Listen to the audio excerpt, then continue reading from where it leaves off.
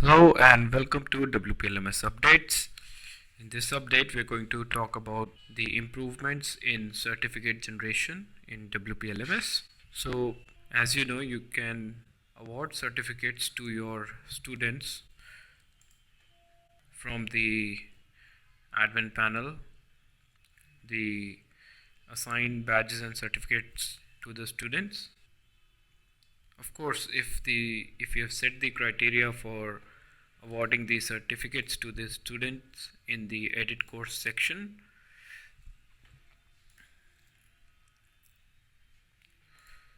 so if you set this criteria, the set core certificate percentage, any user who gets more than 40% for this course will be automatically awarded the certificate when she completes the course.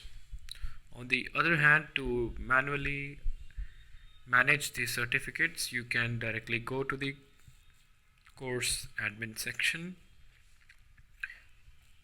and then you can add the student,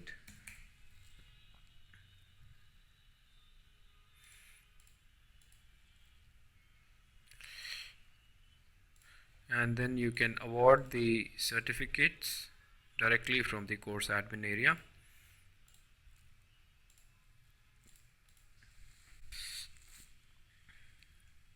So once you have awarded the certificates, if the user goes to their profile, they can see that they have been awarded the certificate for this particular course. And now when they click, they'll see a pop-up which displays the certificate for the course. Up until now, the certificates were generated live on the browser, and every time you will click on the certificate icon, the certificate will be pulled from this URL, which you can right click and open in new tab, and it will be generated. Note that this URL by itself cannot be printed. If we try to print it on Google Chrome, it will display all the other information which is not required. So for this, we had created the print and the PDF button, which would provide a easy way for printing when you open the certificate in the pop-up. But the important limitation to this was that the image was generated in the base64 format. So if we quickly do a inspect element, you'll see that the data is generated in a base64 format. And if you right click and open this image in new tab, you will again see that the image is generated in the base64 format. So every time you will click on this link, it will generate the base64 image. Since the image is generated on the browser, it used to vary on various other browsers. For example, in IE11, the certificate generation and display would be different than that of Chrome, than that of Safari, because the certificate generated would depend upon the browser rendering of the image, of the base64 image. So to overcome this, we are now recording and saving this certificate image as a attachment. So when the certificate is opened for the first time, we are recording this image in the base64 format and saving it for the course.